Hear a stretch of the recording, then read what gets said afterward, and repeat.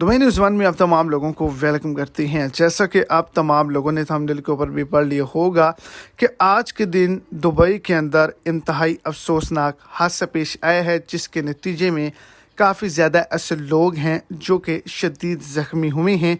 इसके अंदर कितने लोग, कितने पाकिस्तानी, कितने इंडियन हैं जो कि जान के बाजी हार चुके हैं।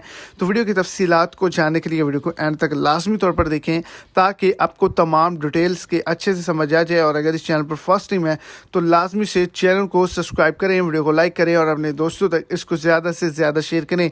तो दुबई की एक बड़ी फैक्ट्री के अंदर आग लगी है, जिसके नतीजे में आज के दिन मुकम्मल तौर पर एमरजेंसी को नाफिज किया है।